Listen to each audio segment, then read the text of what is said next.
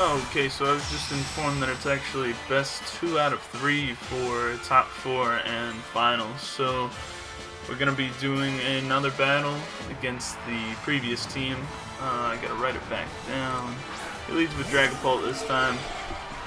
So it was Lucario, Darmanitan, Dragapult, Gardevoir,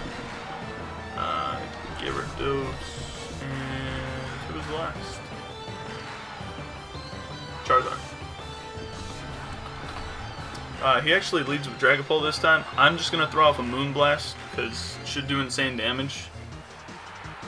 And we're actually faster, so I'm guessing this is like a utility Dragapult. I thought that was Sash for a second because he lived on 1. I guess we're just unfortunate.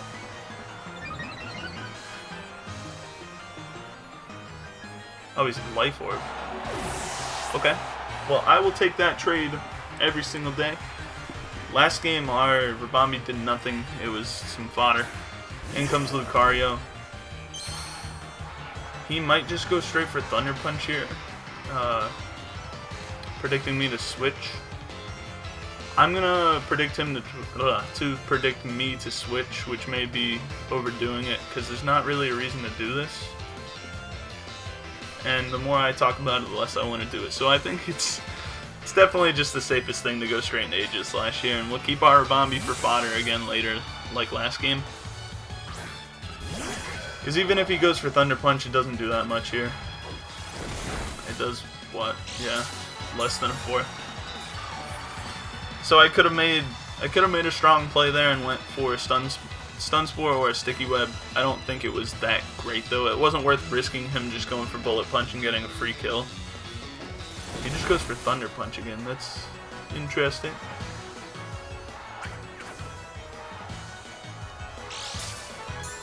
That Thunder Punch won't break our sub, actually. So we're about to just wear some boys down. With the King Aegislash. Always puts in the work. The only reason my teams work, usually ever, in this game so far is because Aegislash is such a wall. There's not many things to deal with him. He has Charizard as an answer, but our Shadow Ball smacks like a truck. So in comes the Charizard, we get a free Shadow Ball. And what's going to happen here is he's either forced to Dynamax or he loses his Charizard. And if he Dynamaxes, he goes down to like a 1/4 of his health. Because this does around half. It's kind of a roll we saw in last game. Oh my god. So that was a way higher roll than last time, and we got the special defense drop. So I think even if he Dynamaxes, I think we're still in the clear and he goes down.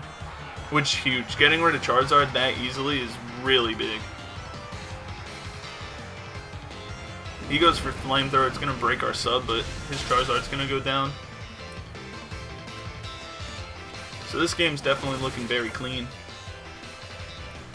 We know his Gyarados has Dragon Dance and Earthquake, which is unorthodox, but it's effective here because we have Aegislash, which mine would get kind of walled by Aegislash. I guess you could try and Waterfall through it, but King Shield is scary.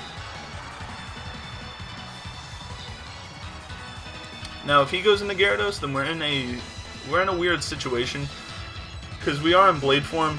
So if he goes for Earthquake, we'll die no matter what. If we go for King Shield and he Dragon Dances, then it's kind of unfortunate. But we do have Ditto in the back. So I think because we have Ditto in the back, it's fine to just King Shield. He actually goes into Darmanitan. From last game, we know that it's not any like Zen mode shenanigans. So we can go straight for a King Shield here. And see what he locks himself into. He actually Dynamaxes. So he's going to Dynamax go for Max Quake, I'm assuming. I don't think it shouldn't kill unless maybe he's like, no, because Ban doesn't work on Dynamax. I don't think this kills because King Shield blocks some of the damage.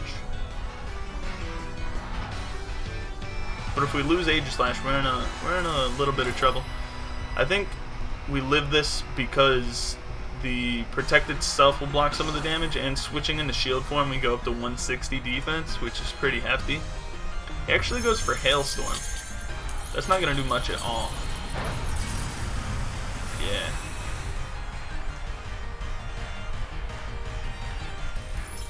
He's not locked into anything because he Dynamax, but again, his Dynamax isn't going to do too much for him. Our Aegislash is very important in this game, just like last game. It's pretty necessary to deal with Gardevoir Lucario. His Dragapult's actually gone already. I think it's still worth keeping Aegislash around. I'm gonna go straight into Rotom. Rotom's not really important for us, and there's a good chance that he just goes for Max Quake here. He actually goes for Hailstorm back to back. I don't know why you would do that. I guess he predicted that we would go into something else. But is Rotom important at all? It's kind of important for Gyarados. So I think here we use our fodder and we sack off our little Ribombee again. And after Ribombee goes down to whatever attack or Hail, whichever, we're going to go right back into Aegislash. We're going to throw up a King Shield, see what he locks himself into, and then we can make the call from there.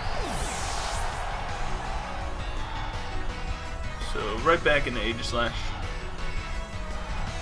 He wasn't gone for too long. He might predict us the King Shield and go into something else. It's not worth predicting that though, because we die to an Earthquake. And as we've said many times, this Aegislash is important. So he does predict the King Shield correctly, which goes right on Gyarados. And as we know from last game, his Gyarados is running Earthquake, and he's not Moxie. He's Intimidate. So our King Shield fails. He gets hit by Hail. We get hit by Hail. We eat some leftovers, get a little bit of recovery. I don't remember how much the Earthquake did last time, honestly. We might be in range for it to kill, but he might also just go for a Dragon Dance. So what I'm going to do here is I'm actually just going to throw off a Shadow Ball. If he goes for Earthquake, hopefully we live. If not, it's not a big deal. We don't live, that's fine. So Aegislash goes down. We can go out into Rotom here. He has no speed boost. He has no Dynamax. Oh, that's definitely not a Rotom. This is a Rotom. So we should outspeed. Normally I'd be Scarfed, but no duplicate items, so we are Specs. So this Volt Switch is gonna hit something like a truck. Ooh, so wow, he just gives up his Gyarados. That's pretty big. So the Gyarados is down. We didn't deal with our Manatern. I'm missing something, I think. I think he only has 2 Mons left. And I don't have them. I have something alive that isn't actually alive. Maybe it's Lucario? Did I kill Lucario? I don't know, I'm losing track already.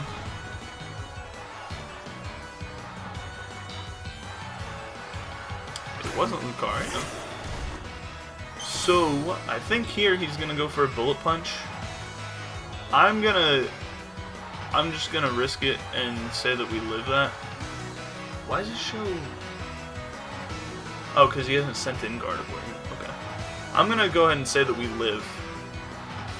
Oh, we definitely live in by Dynamax. And can he end the game from here? I think he can. This will give me special defense. I mean, yeah, let's go for it. We're not getting a Gyarados sweep this game. I mean, we could, but it's not as... The Dynamax isn't as important as last game. I think here, it's a big turn of events for him to Bullet Punch. So, I think this is a really good play as long as the Bullet Punch...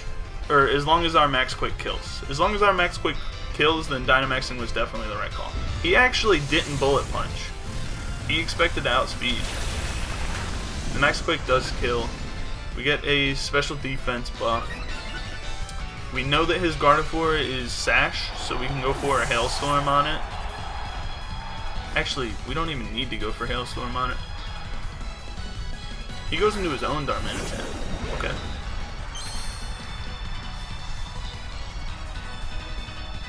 Well, we can definitely live a hit. What does this one do? Lowers special attack. Okay. We're just gonna go straight for Max Flare. Should do a good jump, if not kill. His actually isn't Scarf. His is also Banded, and it does go down to the Max Flare. So it looks like we're gonna take this one down too.